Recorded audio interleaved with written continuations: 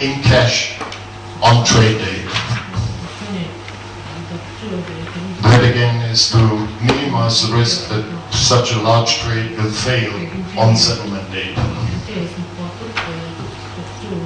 The depository reserves also the right to suspend the broker or limit the broker in its trading capabilities for a period of time if the broker does not adhere to the rules and regulations. And again, I repeat it here, there's no short selling allowed at this moment in the market, and it's not foreseen for the next period of time. Final point, settlement guarantee fund. This is the last barrier of defense. If all the other risk mitigation factors are falling down, I can remember, and most of you remember as well, there was about 4 years ago, there was a big bank in America who failed, and which caused some markets to collapse. Some other markets had settlement guarantee funds, and they were able to survive without major damage. The settlement guarantee fund is separately managed, is within a separate legal entity, and it should only be called upon if something very, very serious is happening. The broker or the large broker or clearing bank goes in default and cannot fulfill its settlement obligations. It's again will need to be financed, that fund, by the brokers and by the clearing banks. And that money will always stay aside, it will never be touched, ideally. That is as far as I can explain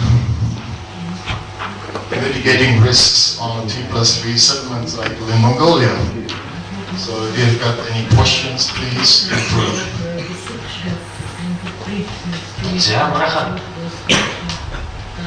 Асуулт санал оноо юу вэ? Тэр саналаа. I can ask in English. Okay.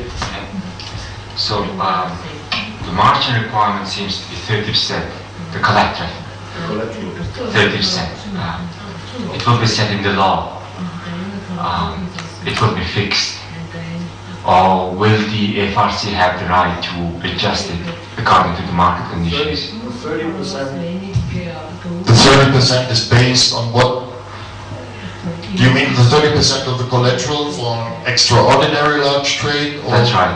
Yeah. For the extraordinary large trade, right. That is fixed in the rules. So in times of great financial volatility, that might not be enough. So I was wondering if the FRC will be given any additional... Well, when you really think about what risk are you talking about, you're not talking...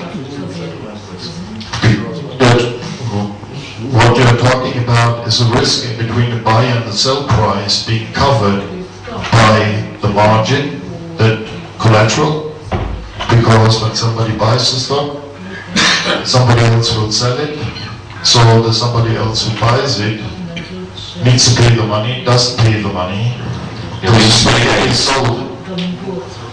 So the stock could be sold after the 3 days when the obligation has not been fulfilled by the buyer.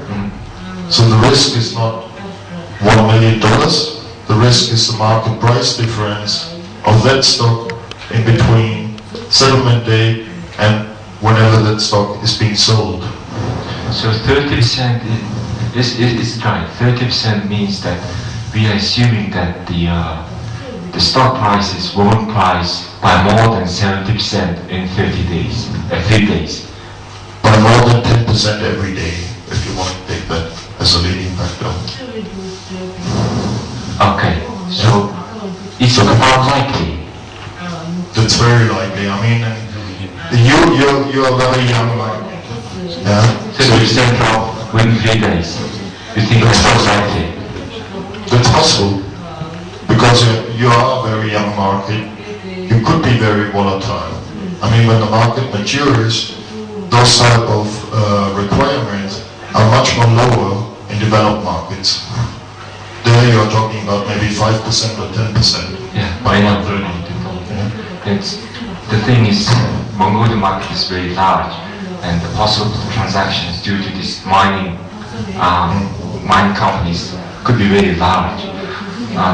Do we have also another circuit breakers where the stock exchange shut down if that condition is satisfied, etc.? We have on the trading side, we have various risk mitigation, because here I was talking only about settlement. I'm not talking about trading. On the trading side, we have risk mitigation factors as well included in the system, like circuit breakers, like price bands. We've got a surveillance function in place, and those type of things to basically make sure that trading happens within a given arena, yeah? And that nobody makes some crazy, put some crazy trades forward, which would cause the market into some trouble. These are already automated in the trading system. Is there any such thing as T+4, or is the T+3 the most liberal one? T+3 is probably being done in, I mean, I know a lot of markets. I mean, if I make now a percentage, don't shoot me on that one, but I would say T+3 is about 90% of the markets I'm familiar with, and I know about 25 to 30 markets. In Germany, where I come from, funny enough, we've got T+2, because the German market changed at some point when there was a huge discussion about T+0 and T+1 coming from the United States, but both discussions are basically done. So T+3 is the norm. According to your presentation, nothing is going to happen on T+2. In the current environment, without custodians, nothing would happen. With custodians, there will be a lot of things happening on T+2. Yeah. So be very careful in the beginning. I would probably ask the client to pay me T+1, T+2 the money, because as a broker, I am responsible. I would be the broker. Looking to him, he is responsible to settle the trade. So he needs to basically put measures in place vis-a-vis you as a client. If I may look at you as a client of him at the current moment, he needs to put measures in place that he gets his money. Otherwise, he's selling you a security. Of course, he will make a loss. Yes, and brokers here need and so this is one thing that you should be also looking in the trading rules. Whereas in a couple of days the price goes down, and the brokers, because Togo's organization is also looking into these risk factors. I mean, there are 2 points to make. Again, let me restate the point which I said earlier on. I mean, if you as a client don't fulfill your obligation, your obligations with the broker, you've got a problem with the broker. This is not a problem for the FRC, this is not a problem for the depository or for the exchange. There's a problem in between the two of them. Second point is, for price finding purposes, we need to allow everything. I mean, if the market drops by 50%, it drops by 50%. This is price finding. There are limitations, of course, and we will control those limitations so that we don't have a market collapse. And the system will help us to control these situations. But for price finding purposes, if a security is being, and I look at it the other way around, is increasing its price by 50%, I mean, everybody wants to have that. Yeah? So, I mean, we have to pick and choose sometimes. What are we doing right for the market? And I think limiting those extreme price volatilities is the right thing to do.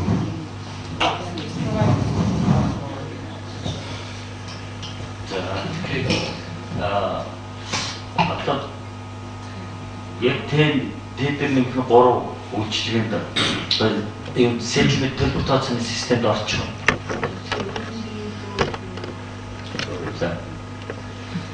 Тэ дээр нэмэх нь 3 гэдэг төлөв тооцоонд ороход бид нэр эрсдлийг олж харжээ. Бид нар байгаад мэдчихээн бүх цикл харилцаа болгоод харилцагчаас брокроос клиринг банк руу клиринг банкнаас төлөв тооцооны төгрөгөөр процессийн стандартыг тавьж өгөн хариуцлагын тогтолцоолгоо тодорхой болж өгөн ийм болж байгаа брокер дээр хариуцлагаар бидний харилцагчаа танина энэ төлөв тооцооны эрсдлийг хариуцах юм болж байна. Тэгэхээр энэ дотор хамгийн гол юм юу гэхээр энэ процессийн эрсдлийг бид нэр илэрхийлж чадчих.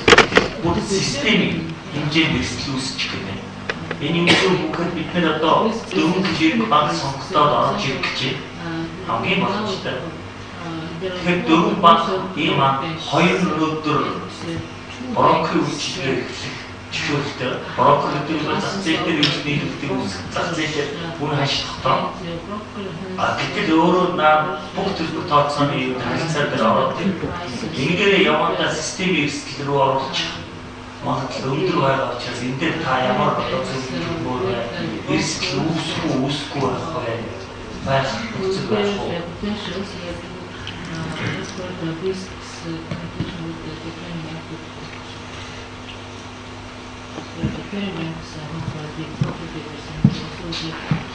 That is an ongoing dialogue, which I find very interesting, because a lot of fear that information is being misused by these banks. We have in the clearing agreement, as well as in the rules, very clearly stated, and there is no question whether it's English, German or Mongolian language, it's very clear that the banks can use the information provided by the depository for cash clearing purposes only be used for the bank, for such purpose of clearing the cash.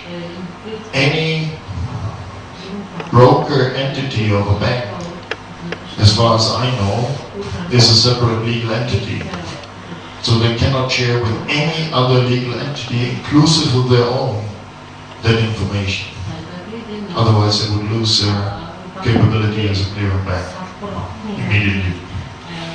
Second point, I had the discussion some years ago with a client of mine, because I was working for a big global custodian, and he said you can use all the information as a global custodian and you can basically manipulate the markets and things like that. And I said, well, it's much too late, because as soon as the trade is done, the market has changed.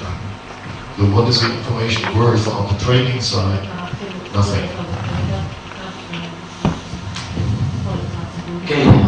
So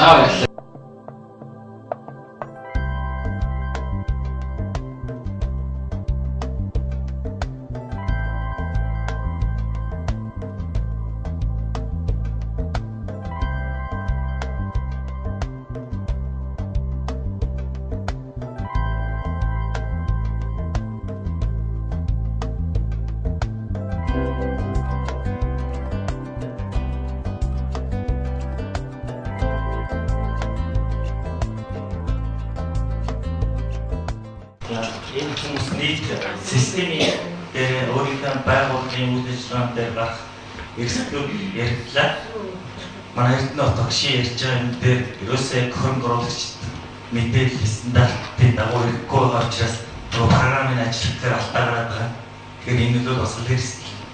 Хоёр хэлтгэл тавиад байгаа хүн дээр яг эрсдлээс гараад байгаа нөхцлүүдийг ярьж. Заавал 200% эзэмшигтэй бай. Хувьцааныхаа 30% нийт зарцсан бай. Ерөөсөө зах зээлийг үүсгэх гэдэг. Ийм л нөхцлүүд шаардлагууд гарч ирээд байгааг бид нар олж харж байна. Тэгэхээр би өнөөдөр хөрөнгө оруулагч талаас хэлэх гэдэг. Ер нь бол хамгийн үнцаасны зах зээл, санхүүгийн зах зээлд хөрөнгө оруулагчдын итгэлээр тогтдог. Тийм учраас хөрөнгө оруулагчийн итгэлийг бэхжүүлэхийн тулд энэ зах зээлийн зохицуулалт стандарт бүх юм оршоод. Тэгээ хөрөнгө оруулагчтай байж энэ зах зээл маш олон хүрээлэлтэй, маш олон хөрөнгө оруулагчийг татах боломжтой байх ёстой. За тэгэхээр хөрөнгө оруулагч юу хүсэж байгаа нөхөр ерөөсөө хөрөнгө оруулалтын шийдвэрийг гаргасан. Тухайн хөрөнгө оруулалтын эрсдлүүд ямар тооцсон? Ерөөсөө байнга тооцсон. Тэгэхээр зохицуулах гэдэг байгууллага буюу зохицуулж байгаа стандартууд бол юу хүсэж байгаа нөхөр энэ хөрөнгө оруулагчийг хамгаалаад өгөөч. хөрөнгө оруулагчийг хамгаалж байгаа